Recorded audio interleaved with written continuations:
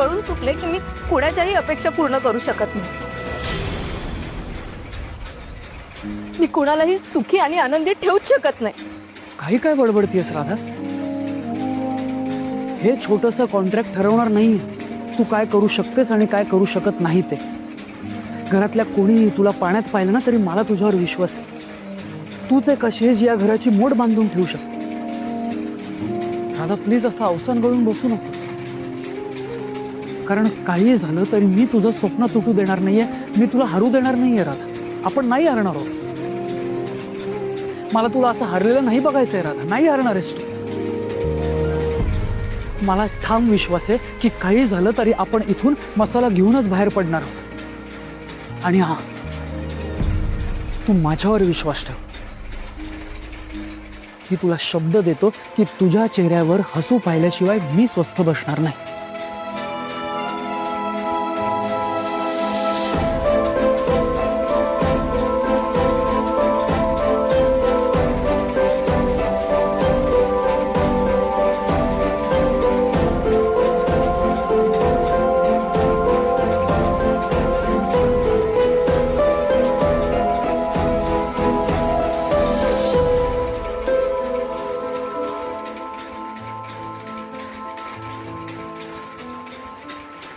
आजी, काय झालं? काय हवंय का तुम्हाला?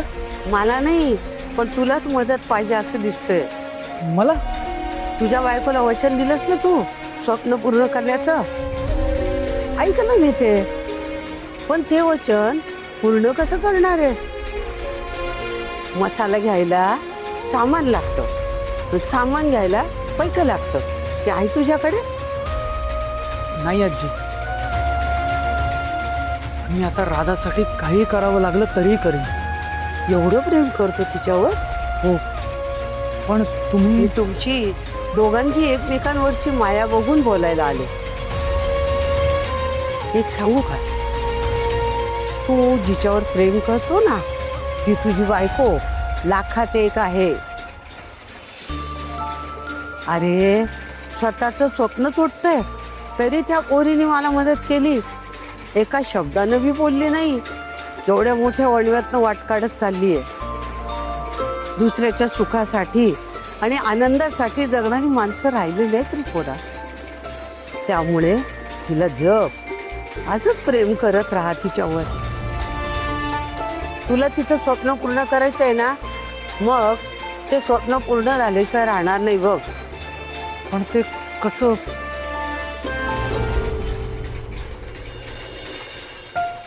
राधा,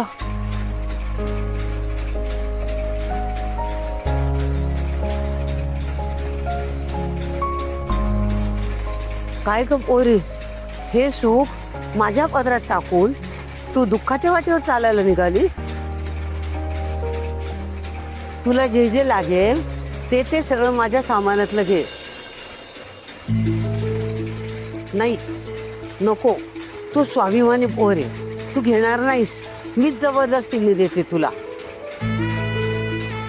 आज माझा आनंद तुमचं स्वप्न पूर्ण करण्यात आहे पोरी. आजी नको, या सामानाची तुम्हाला जास्त गरज आहे. तुझं तुटलेलं घर सावरायला बघतेस ना, मग मला आधार बनवू दे. जसं तू माझ्या नात्यांसाठी काहीतरी करू पाहत होती, तसं आता मला पण काहीतरी करू दे. आजी पण तुझं स्वप्न तुटत असताना माझं घर जोडलं जावं म्हणून मला सामान देत होती ना. मग आता ही आजी देते ना, त्याला नाही म्हणू नको. आजी पण माझं ऐका. आजीचं ऐकायचं पोरी. चल घे. तुझ्याकडे पाहून मला वाटलं माझ्या सुनीकडेही तुझ्यासारखं मन असतं तर किती बरं झालं असतं. माझ्या पोटचा गोळा तिने माझ्या जवळच ठेवला असता कायम. पण चालायचंच. तुला घरातल्या लोकांसाठी काहीतरी करायचं आहे, घरात माया करायची आहे, हीच तुझ्या मसाल्यातली गोडी आहे. नात्यात गोडवा निर्माण होणार असेल ना, तर हा मसाला तयार व्हायलाच हवा. मी तर म्हणते प्रत्येक सुनेने घरात बनवावा असा हा मसाला आहे. दोघं मिळून एकमेकांची स्वप्न पूर्ण करा पोरांनो. आजी थँक्यू. खरंच तुमचे खूप उपकार झाले. तो उपकाराची भाषा केली तर सामान देणार नाही हा. हं? चला मसाला बनवूया.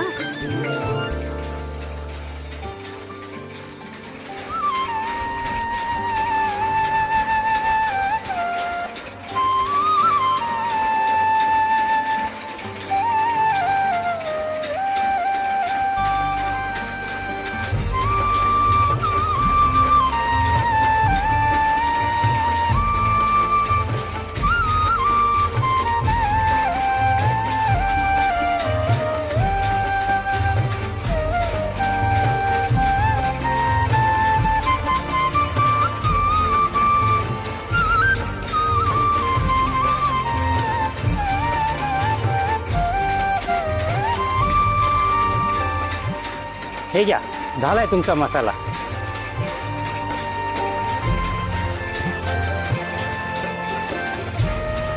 छान झालंय.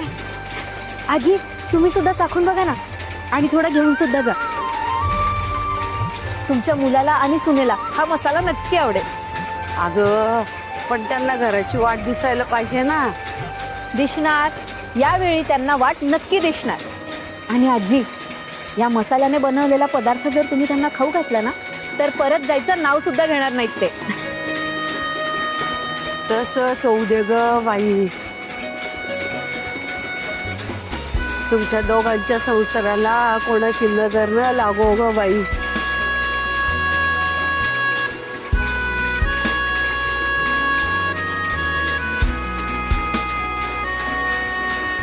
गुणी आहे ग बाई, गुणी आहेस तू. सुखी राहा बाई.